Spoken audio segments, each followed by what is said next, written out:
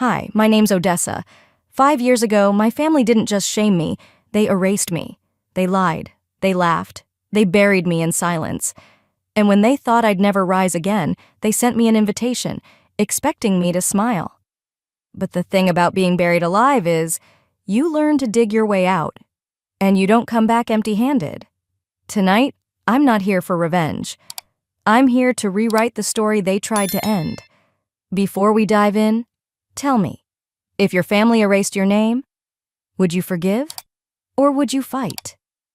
It had been one of those grinding court days that left the city air tasting like dust and paper. As I pushed open the door to my apartment in downtown Charleston, the soft golden hour light spilled across the hardwood floors, almost making the place look warmer than it felt. I kicked off my pumps, letting them thud against the wall, and dropped my briefcase on the old oak table. The mail sliding off in a messy fan, bills, junk, a coupon for a seafood place I'd never try, and then it caught my eye. A heavy envelope, thick and cream-colored, with the Marin family crest embossed in gold. My fingers hesitated midair. The world seemed to narrow down to the space between my hand and that envelope. My chest tightened like an invisible hand was squeezing it. I hadn't seen that crest since the night I walked away. 5 years ago. After Jameson stood in front of our entire extended family and raised a glass to my downfall, I wiped my hands on my skirt, as if they were dirty, and finally reached for the envelope. It was absurdly formal. Gold wax seal. The kind you'd expect from a royal summons, not from a family that had treated you like a pariah. I traced the curve of my name on the front, Odessa Marin, then slowly slid my letter opener under the seal. The scent of expensive stationery and old memories hit me at the same time. Inside, a wedding invitation. So ornate it was almost vulgar. You are cordially invited to the marriage of Jameson Marin and Catherine Walsh. My stomach flipped. Jameson, the golden boy, the obedient son, the future of the Marin medical dynasty, at least in their eyes. And Catherine Walsh?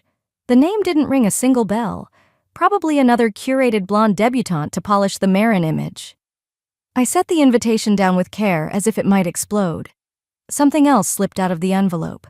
A plain piece of lined paper. No seal, no pomp. My mother's handwriting, shaky and urgent. Please come. I miss you. They don't know I'm writing you. Mom? I stared at it, my breath catching. The same mother who had sat there, silent, the night Jameson raised his glass and called me a disgrace. The same mother who hadn't lifted a finger when I packed my bags in front of the whole family and walked out into the cold. And now, this. A secret plea, hidden like contraband. For a second, the room blurred around me. I grabbed the edge of the counter to steady myself, the cool marble biting into my palms. Without thinking, my hand went to the silver necklace around my neck, the tiny gavel charm my grandfather gave me the day I passed the bar exam. He was the only one who had looked at me and said, "You're enough, Odessa, just as you are." I pressed the charm to my lips, for courage, or maybe to keep from breaking apart. Memories slammed into me like a fist. Thanksgiving, 5 years ago, Jameson, a few glasses deep, clinking his wine goblet against Dad's Scotch glass, his voice loud enough to slice through the polite murmuring of cousins and aunts. "She thinks she's too good for us now," he'd said, laughing meanly. "Trading stethoscopes for subpoenas, trading blood for strangers' gratitude. What a damn disgrace." The laughter, the coughs, the awkward scraping of silverware, and Mom, her eyes watery, but her mouth clamped shut. Dad? He didn't even meet my gaze. I stood there, then, 29 years old, humiliated like a schoolgirl called out in assembly. No defense, no lifeline, just silence. That was the night I packed my car with everything that would fit and drove away without looking back. Until now.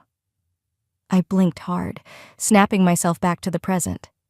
The invitation sat there, gleaming smugly under my kitchen light, like it knew exactly what it was doing. Was this some desperate attempt to pretend none of it had happened? A polished PR move to drag the prodigal daughter back into the family photos? Or worse, a trap designed to humiliate me all over again? The RSVP card stared up at me. Blank, expectant. God, A part of me wanted to rip the whole thing up, toss it in the trash where it belonged. Another part, the part that still ached on Christmas mornings, the part that still wondered if they missed me, wanted to show up, just once, not for them, for me, because maybe it was time to stop letting their silence define my worth. My phone buzzed on the counter, breaking the heavy silence. I snatched it up, thumbing over to Maya's contact, my anchor, my North Star through every ugly chapter of the story. I typed the words before I could second-guess myself. Maya, should I walk back into the lion's den? I hovered a second, then hit send. The city hummed around me, the distant wail of a siren, the low bass of a passing car. Life moving on. I slipped the note back into the envelope, tucked it into my briefcase, and closed my eyes. Whatever happened next, one thing was certain. The Marin family had no idea who they were inviting back. The question lingered in my mind like smoke curling against a cold window. Should I walk back into the lion's den? I didn't have an answer. Not yet.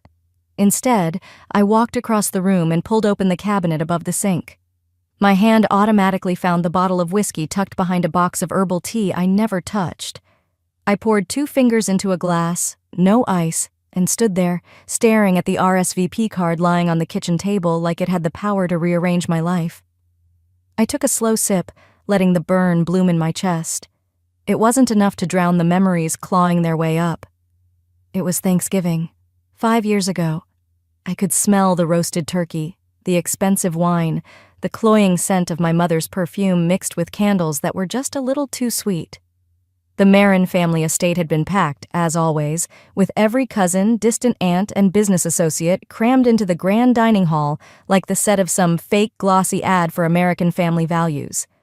Back then, I was still new to the courtroom, carrying student loan debt like a second skin. I worked as a public defender, the least glamorous path anyone in my family could imagine. I remember showing up late that day, fresh from an emergency arraignment, my jacket still creased, my shoes scuffed from running across courthouse parking lots. Jameson caught sight of me as I slipped into my seat at the far end of the table. His eyes glittered with the kind of mischief that always ended badly, for someone else. The night wore on, toasts started. First Dad, then Uncle Mark, then a few others raising glasses to new jobs, new babies, new houses in the right zip codes. And then Jameson stood. Some of us, he said, voice rich and oily, choose to serve the community. His eyes locked onto mine, a wicked smile creeping up. Others choose to shame the family legacy. There was a smattering of awkward chuckles around the room. Some family friends raised their eyebrows but said nothing. I sat there, frozen, the turkey on my plate growing cold. Mom clutched her wineglass tighter. Dad looked at the centerpiece like it had suddenly become fascinating. Nobody said a word in my defense, the kind of silence that screams. I remembered folding my napkin slowly, methodically, placing it on my plate, and rising from my chair. Nobody stopped me. Nobody even asked where I was going. By the time I reached my car, my hands were shaking so hard it took 3 tries to get the key into the ignition. I never attended another family event after that. And not once, did anyone call to ask why. I drained the whiskey glass in one long pull and set it down harder than necessary, the sound sharp in the quiet apartment. A part of me wanted to believe things could be different now, that maybe the note from Mom meant there was a crack in the stone wall they'd built between us, but another part, the smarter part, knew better. I glanced at the RSVP card again, then reached for my laptop. If I was going to walk into this wedding, I needed to know exactly who Catherine Walsh was. It didn't take long. Public records, law firm bios, court transcripts. Catherine Walsh wasn't just some ornamental bride plucked from high society. She was a damn good lawyer, specializing in housing rights, fighting for tenants against greedy landlords and corrupt housing authorities. I scrolled further down and froze. 8 months ago. A case in my courtroom. It clicked. Catherine had been the young attorney standing in front of me, defending a group of tenants against a predatory developer. She'd been fiery, articulate, relentless, and she'd won. Back then, I hadn't connected her to Jameson.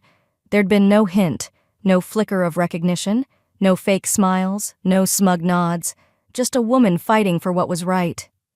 Irony twisted in my gut like a dull blade. Jameson, who had once stood up and humiliated me for shaming the family legacy, was marrying a woman who probably idolized the very judge he had disowned. I leaned back in my chair, arms crossed, heart pounding against my ribs. Maybe fate had a sense of humor after all. The clock on the wall ticked forward into the night, marking time like a slow drumbeat. I stared at the RSVP card. This time, my hands didn't shake. I grabbed a pen from the counter, took a breath, and in one clean, deliberate motion wrote, "I'll be there." I folded the card neatly, slid it back into the return envelope, and pressed the seal shut. No ceremony, no second guessing. If they wanted a show, I'd give them one, but not the show they were expecting. The glass of whiskey sat forgotten on the counter as I turned off the lights and headed toward my bedroom. The night air through the cracked window smelled like rain and possibility, and somewhere deep inside me, a quiet fire caught. I slipped the sealed RSVP card into the nearest mailbox the next morning, standing there longer than necessary as the metal door clanged shut behind it. There was something final about the sound, like slamming a gate on the past, and cracking another one open toward whatever waited ahead. Charleston was wrapped in a cloudy hush, the kind that pressed low against the skin, threatening rain but never quite delivering. I didn't go straight back to the courthouse. Instead, I turned left at the main intersection, letting instinct steer me through streets I hadn't walked in years. The family cemetery lay a few miles outside the city center, tucked behind an iron fence lined with aging oaks that whispered against one another in the breeze. The moment I pulled into the gravel lot, my chest tightened, old griefs stirring like sediment at the bottom of a glass. I grabbed the bouquet of fresh lilies from the passenger seat, smoothing the crinkled paper around their stems, and made my way up the slight hill toward the far corner. There, under a weather-worn marble headstone, was the only man who had ever seen me for who I was, without conditions, without bargaining chips. Judge Elias Marin, Grandpa. I knelt carefully, brushing away a few stray leaves, and set the flowers at the base of his stone. The engraving had started to fade, but his words, the ones he lived by, remained burned into my memory. Justice without fear, integrity without compromise. I sat back on my heels, letting the silence settle around me. Then, from the inside pocket of my jacket, I pulled out the small, yellowed envelope I'd carried with me for years, but had never opened. It had been the last thing he handed me before cancer stole the strength from his once commanding voice. "When you need it most," he'd said. Well, if not now, then when? I slid my finger under the brittle seal, unfolding the single sheet inside. His handwriting trembled, but strong. "Real power isn't loud, Ellie. It's in standing tall without needing to push others down. You won't always be their favorite. You weren't born to be. You were born to outgrow them." I stared at the letter until the words blurred, a knot tightening in my throat. All these years, I had tried to prove myself, to explain myself, to belong somewhere that never truly wanted me. And he had known.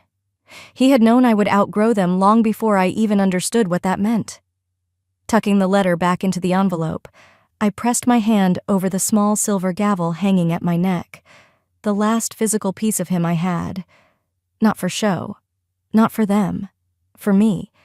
The first few drops of rain kissed the back of my hand, soft as a benediction. I stood, brushed the dampness from my skirt, and made my way back to my car, the letter tucked safely into my briefcase. By the time I reached the courthouse that afternoon, the clouds had broken into a steady, misting drizzle. I made my way up the marble steps, nodding to the bailiffs and clerks who barely looked up from their screens. The familiarity of it grounded me, until I heard my name carried on a whisper from around the corner. "Judge Marin?" "Yeah, she's the one. Catherine Walsh said it herself. Half the cases she wins now are because she studied Judge Marin's rulings inside and out."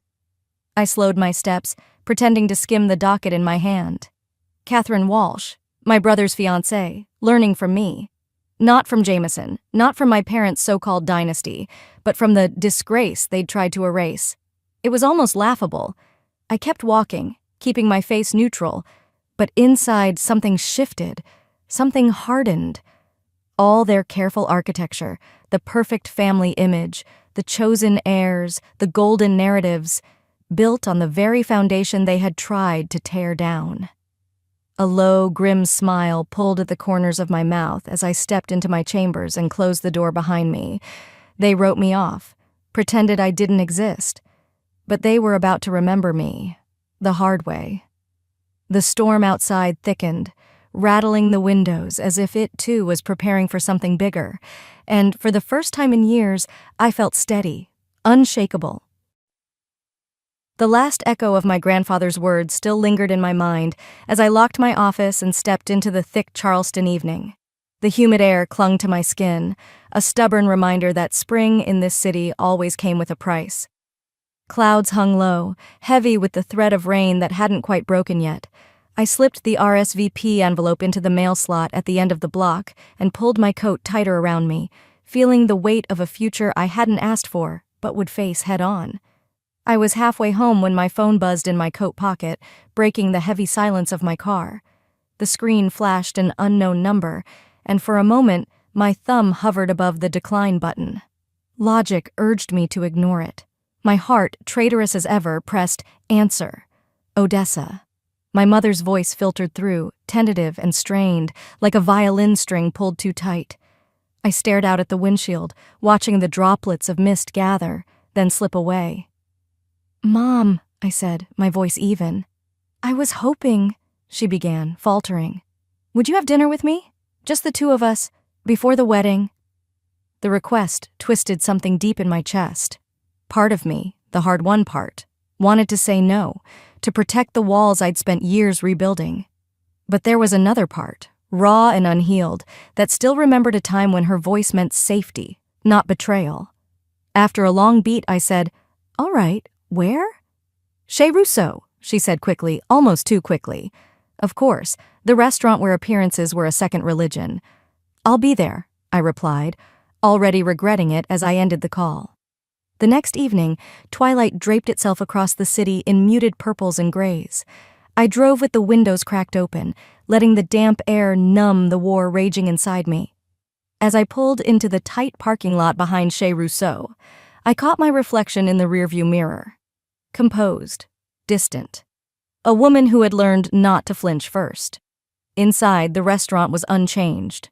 White tablecloths stretched taut across polished wood tables. Waiters in starched aprons moved like ghosts between candlelit conversations. I spotted her immediately, sitting alone at a corner table by the window, a glass of untouched wine trembling in her hand. I crossed the floor with measured steps, heels clicking softly on the parquet. She stood halfway when she saw me, smile brittle around the edges. "Odessa," she said, her voice uncertain. "Mom," I answered, sliding into the chair across from her. The server approached, and we ordered, her a salad she would pick at, me a black coffee I didn't need. Small talk filled the space between us like sawdust. The weather, the wedding preparations, how the city's skyline was changing. None of it mattered. None of it touched the gaping void between us. Our plates arrived. The food sat untouched. It wasn't until the coffee cooled in front of me that she spoke, setting her fork down with a soft clink. "I owe you an apology," she said, voice barely above a whisper. I looked at her, waiting. "Jameson." She paused, gathering herself. "He told everyone you had a breakdown, that you left because you couldn't handle the pressure." The words didn't surprise me, but hearing them out loud scraped something raw. She twisted her napkin until the fabric strained. "He said it to Catherine, to everyone, and I—" Her voice broke. "I didn't stop him. I thought if we didn't talk about it, maybe it would go away." I stared at her for a long moment, the hum of the restaurant fading into the background. "You didn't protect me," I said, my voice low but steady. "You let them bury me." Tears pooled in her eyes, but I felt nothing. Not rage, not sadness. Only the cold clarity of a wound too old to bleed. She reached into her purse with trembling fingers and slid a small velvet box across the table. I hesitated, then opened it. Inside, resting against dark velvet, was the pendant my grandfather had promised me after I passed the bar exam. Lady Justice, blindfolded, her scales perfectly balanced. Jameson had kept it all these years, while they erased me from their perfect picture. "It's yours," she whispered. "It always was." I closed the box and slipped it into the inside pocket of my blazer, over my heart. No thank you, no forgiveness. Some things couldn't be bought back with heirlooms and late apologies.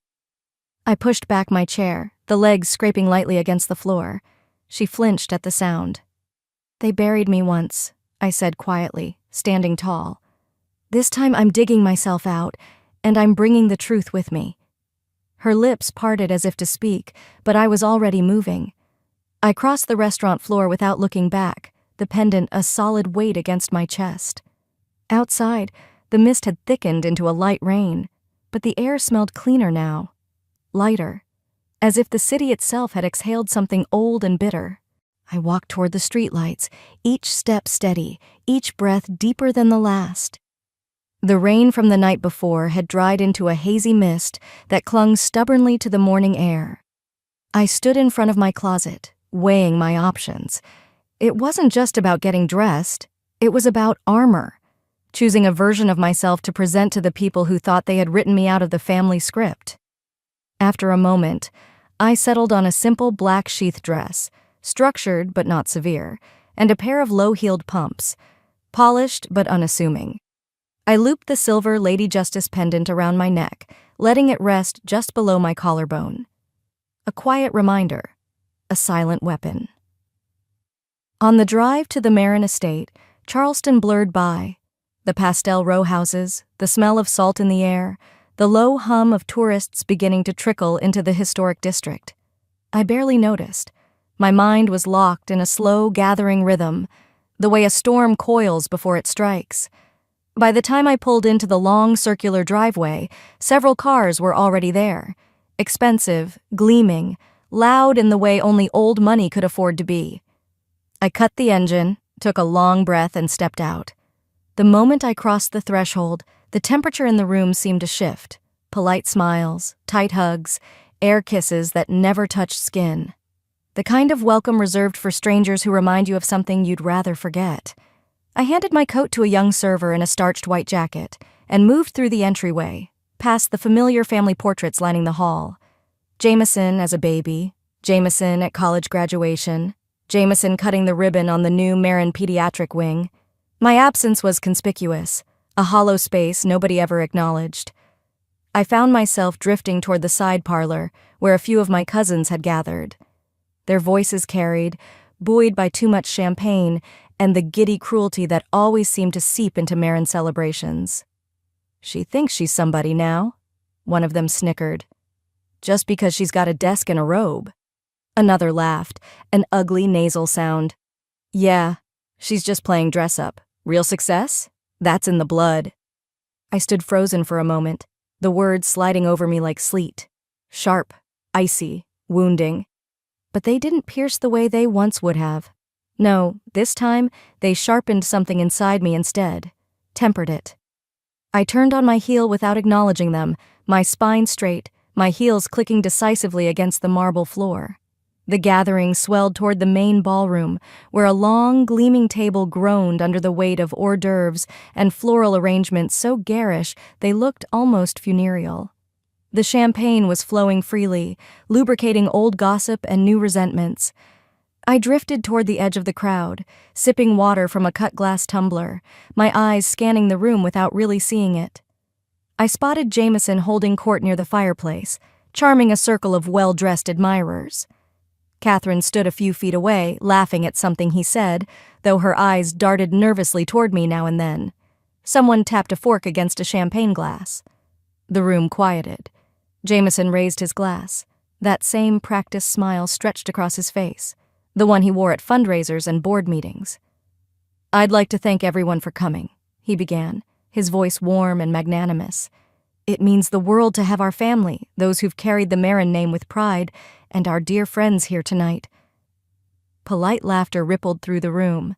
"And of course," he continued, his gaze sweeping the room, pausing ever so briefly on me, "we're grateful for all kinds of success stories, even those who think a black robe and a desk make up for, well, a real legacy." Another ripple of laughter, sharper this time. My fingers tightened around the stem of my glass until the cold bit into my skin. I didn't flinch. I didn't look away. If Jameson was hoping for a reaction, he wouldn't get it. Not yet. I let the laughter pass over me, around me, like a tide that could no longer pull me under. Instead, I raised my glass silently, not in toast, not in surrender, but as a promise to myself. Never again would I let them diminish me. Never again would I swallow my truth for their comfort. Never again would I stand silently while they rewrote the story of who I was. The pendant around my neck felt warm against my skin, its weight anchoring me. The rest of the evening blurred. Empty conversations, forced laughter, the clatter of glasses and silverware. But I was somewhere else entirely, already charting the course of what would come next, because the reckoning had already begun, and this time, they wouldn't see it coming until it was too late. The clink of champagne glasses still echoed faintly in my ears as I stepped onto the back veranda of the Marin estate, where the night air carried the salty bite of the harbor.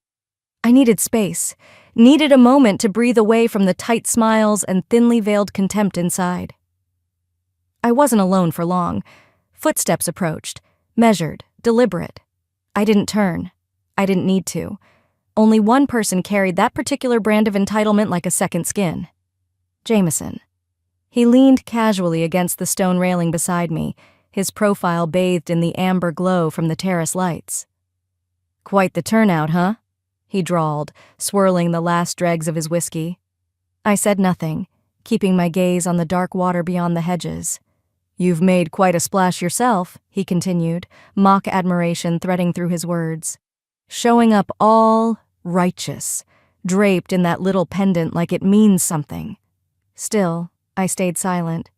It wasn't until he chuckled, low and condescending, that I turned to him, my voice steady, precise. "One more public lie about me, Jameson," I said, "and I won't stay quiet." He froze mid-sip, lowering his glass slowly. For a beat, the only sound was the whisper of wind through the palm trees. Then he smirked, the familiar smug tilt of his mouth I'd known since childhood. "You wouldn't dare," he said, voice dripping with confidence. "You throw a fit and you look petty. You stay quiet and you look polished. Either way, I win." I let the silence stretch between us, let him marinate in his own arrogance. Then I turned and walked away, not needing to say another word, because I already knew the truth. By the time the sun dipped low the next evening, casting long orange streaks across the Charleston skyline, I was pulling into the grand banquet hall where the rehearsal dinner was being held. The place was almost absurd in its opulence. Crystal chandeliers, marble floors polished to mirror brightness, centerpieces so large they blocked half the table conversations. The Marins never did anything halfway. Inside, the crowd had thickened. Relatives, family friends, business associates, everyone decked out in their finest, buzzing with shallow excitement. I entered quietly, head high, the pendant at my throat catching the light. Eyes followed me, as they always did, some warm, most wary. A few outright hostile behind polite smiles. I spotted Jameson across the room, his arm looped possessively around Catherine's waist, grinning like the king of a crumbling castle. He caught my gaze for a split second and winked. It was then that I knew. I found my assigned seat at one of the long banquet tables, tucked between distant cousins I barely recognized. A folded program card sat neatly on each plate, listing the evening's schedule. I picked mine up and froze. The front was innocuous enough. "Welcome to the rehearsal dinner of Jameson Marin and Catherine Walsh." But when I opened it to the back, where the family accolades were printed, a tradition at Marin events, my name was conspicuously absent. It wasn't an accident. Aunt Margaret's 2-year stint as a board member of a minor hospital wing was listed. Cousin Philip's second-place finish in a statewide rowing competition was printed in bold. Even Great-Uncle Charles's lifetime achievement in accounting earned a mention. But me? Odessa Marin, Harvard Law graduate, state-appointed judge at 35? Erased. The paper trembled slightly between my fingers, not from anger but from the sheer force it took to remain composed. Across the room, Jameson lifted his glass toward me in a mock toast, a grin curving his mouth. The crowd laughed and chattered around me, oblivious. I placed the program down neatly, smoothing it flat with both hands. Under the table, my fingers found the Lady Justice pendant resting against my skin. I closed my eyes briefly, letting its cool weight center me. There would be no tears tonight, no scenes, only decisions. He thought he was silencing me. He was only setting the stage for his own downfall. As the first speeches began, saccharine tributes to Jameson's brilliance, Catherine's grace, I slipped my phone from my clutch under the cover of the tablecloth. One simple text to Maya, my steady, unwavering ally. Ready the documents. It's time. The message sent with a soft ping. I slid the phone back into my bag and lifted my water glass slowly, deliberately to my lips. Across the room, Jameson laughed too loudly at something Catherine said, completely unaware that the ground beneath him had already begun to shift. He wouldn't see it coming. They never did. The evening hummed with a heavy tension, the kind that clings to the back of your neck and reminds you that no matter how poised you look, war is closer than peace. I adjusted the collar of my dress shirt under the fitted jacket, feeling the cool touch of my grandfather's pendant pressing against my skin like a steady heartbeat. It was late spring, but the night air over Charleston had a sharpness to it, like the city itself knew a storm was coming. I parked down the block from the final pre-wedding event, a formal cocktail gathering held at one of the Marin's oldest friends' estates, an old plantation house now used for society events, draped in string lights and thick with the scent of gardenias and money. Inside, the grand parlor buzzed. Waiters in starched uniforms floated between clusters of polished guests, balancing silver trays of champagne and hors d'oeuvres. Laughter swirled above the clink of glasses. I walked through the crowd like a ghost, unbothered by the double takes, the tight smiles. I wasn't there to play nice. Catherine was easy to spot, surrounded by a cluster of relatives. She looked beautiful, radiant even, but something in her posture was off. A slight stiffness to her shoulders, a practiced smile just a shade too bright. I moved closer, careful, patient. The conversation was light at first. Catherine gushed about a case she'd recently won, a housing rights battle for a low-income family that had been on the verge of eviction. Her eyes sparkled when she spoke, genuine pride softening her features. "And to think," she laughed, "it all started because I read that article last year about Judge Odessa Marin's ruling on tenant protections. It changed how I approach everything now." There was a beat of silence, a vacuum where acknowledgement should have filled the space. Then Jameson stepped in, casual and cutting. "Oh, that was just a novelty case," he said, flashing that polished grin. "You know how it is. Some people dabble for attention." Catherine's brow furrowed slightly. She glanced at me out of the corner of her eye but said nothing. Neither did I. Not yet. Instead, I waited. Another hour dragged by in carefully choreographed civility until finally the moment arrived. The hosts called for a brief family toast in the main salon, a tradition apparently. Everyone gathered near the grand piano, flutes of champagne in hand. Jameson stood at the center, basking in attention, the golden sun in his prime. I made my way quietly to the front, clutching a simple manila folder close to my side. The room hushed. Jameson raised his glass high. "And here's to family," he said, voice rich and smooth, "the ones who uphold our name with pride and honor." Polite applause rippled across the room. I waited until the last clap faded into uncomfortable quiet. Then I stepped forward. No microphone, no raised voice, just my presence. I laid the folder on the grand piano's polished surface and opened it with slow, deliberate movements. The documents inside caught the chandelier's light. Headlines, magazine features, formal letters from the state judiciary, commendations for community impact, awards for legal excellence, praise from organizations Jameson had once courted for their approval, all with my name on them, all things Jameson had spent years convincing the family, and Catherine, never existed. I picked up one of the letters, unfolding it carefully. "For outstanding service in judicial equity and commitment to public interest law," I read aloud, my voice steady, the words slicing clean through the manufactured image they had spun. I let the silence bloom, let the words sink in. "Funny," I said then, laying the letter flat against the piano. For someone who allegedly couldn't handle life, I seem to have been rather busy, changing lives. A ripple ran through the crowd. Heads turned, murmurs buzzed. Jameson's smile faltered for the first time all evening. I didn't look at him. Instead, I turned my eyes to Catherine.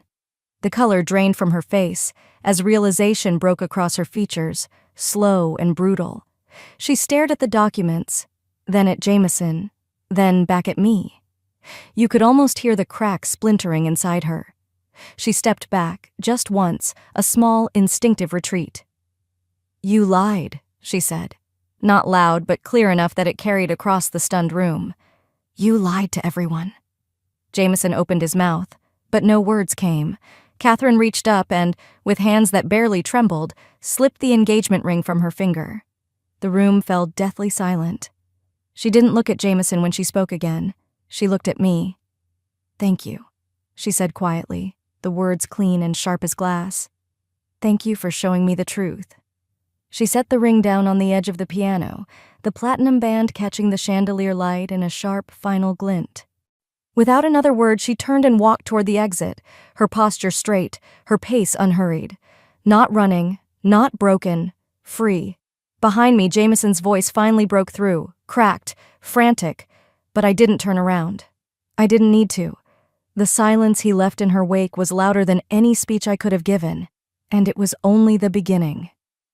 The last echoes of Catherine's words still hung in the air when I stepped into the crisp evening, leaving behind the crumbling facade of the Marin family's perfect image.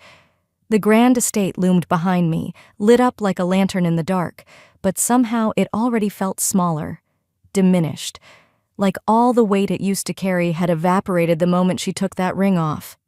I walked toward my car, heart pounding a quiet, steady rhythm in my chest. I should have felt victorious. I should have felt free. But somewhere deep down, I knew Jameson wasn't finished yet. Not by a long shot. By the time I reached my apartment later that night, the first signs of it had already begun. I kicked off my heels, shrugged out of my jacket, and was pouring a glass of water when my phone buzzed violently against the kitchen counter.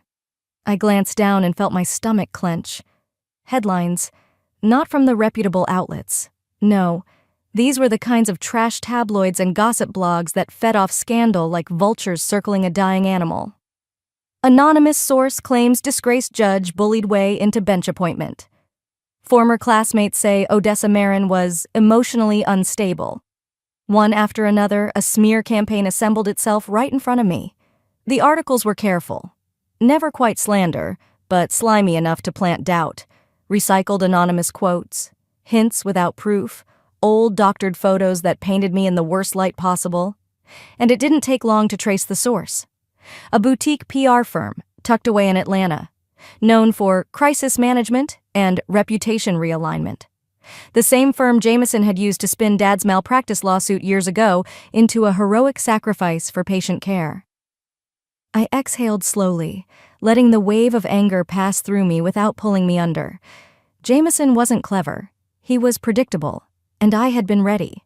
Instead of scrambling, instead of firing off emotional statements or panicked denials, I pulled up the press package I had already prepared with Maya weeks ago, the moment I decided I wasn't playing defense anymore. The next morning, while the city yawned awake, my team released a single devastating post across all my public channels. No ranting, no pleading, just the quiet, brutal force of truth. Attached were certified copies of my court appointment records, letters of endorsement from senior judges who had mentored me, official awards and media coverage detailing my work in public service law, housing reform, and juvenile justice. And at the top, a simple quote in bold type, "Facts are stubborn things." John Adams. No hashtags, no drama, just undeniable proof. The ripple effect was immediate. By noon, every major news outlet had picked it up. Local talk radio buzzed with outrage. Not at me, but at the obvious clumsy smear attempt. Columnists called it a shameful act of desperation. Public defenders I'd worked with, families I'd helped in housing courts, even former law professors stepped forward to vouch for me. Unsolicited and fiercely. Sympathy poured in, not because I begged for it, but because the truth had a way of making liars look even smaller. Meanwhile, Jameson's camp scrambled. Rumors spread that his own PR firm had dropped him overnight to avoid the backlash. His donors pulled back. Invitations once extended for appearances were quietly rescinded. And the family? They did what the Marins always did when things got ugly. They tried to disappear behind polite smiles and carefully crafted statements. But not this time. This time, their silence was part of the story. They hadn't just abandoned me, they'd helped bury me, and now they could all stand in the crater they'd dug. Late that afternoon, after the official family brunch had been hastily canceled under the excuse of private matters, I found myself wandering the grounds of the estate. The sky overhead was a brilliant, angry blue, streaked with thin bands of clouds, as if even nature couldn't decide whether to mourn or celebrate. I wandered past the manicured rose gardens, the koi ponds, the marble statues imported from Italy, all the things that were supposed to make us look better than we really were. When I reached the edge of the wide front lawn, I paused, letting the cool breeze whip strands of hair loose from my braid, and then I heard footsteps behind me, soft, hesitant. I turned. Catherine. She wasn't dressed like a bride-to-be anymore.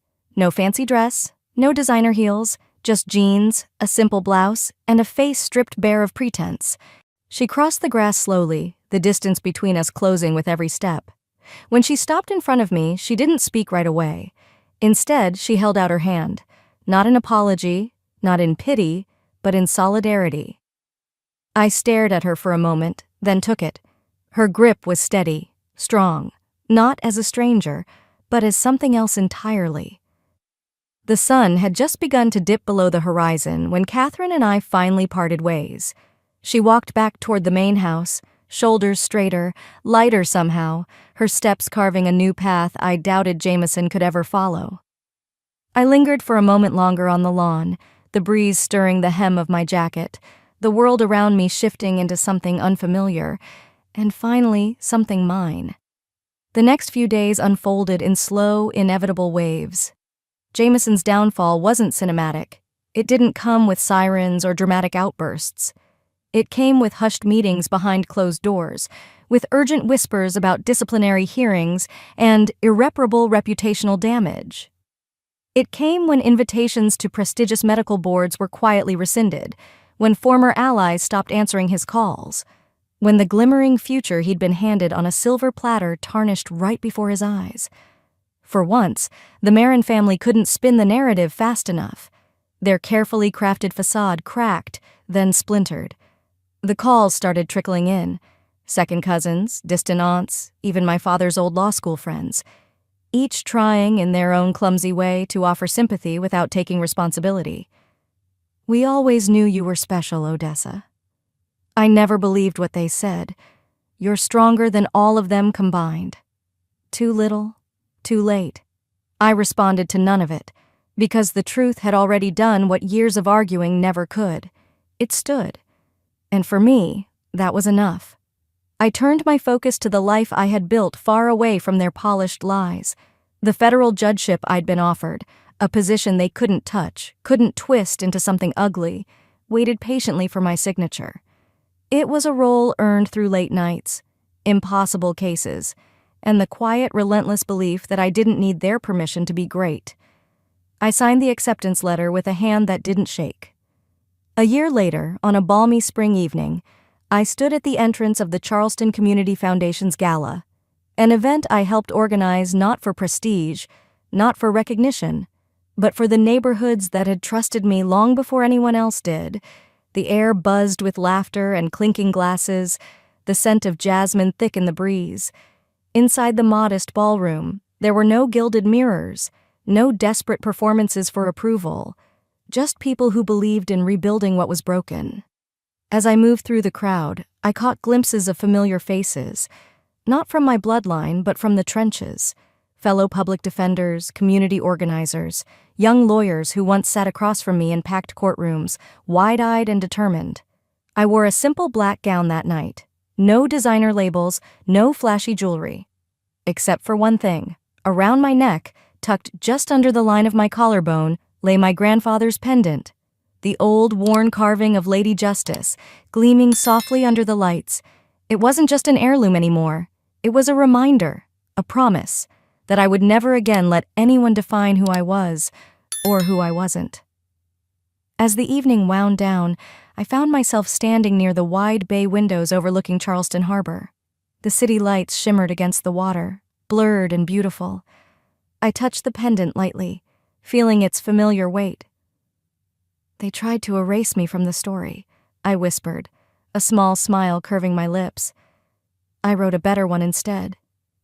I stayed there a long moment, breathing in the salt air, the quiet laughter behind me, the pulse of a life no one else had written for me.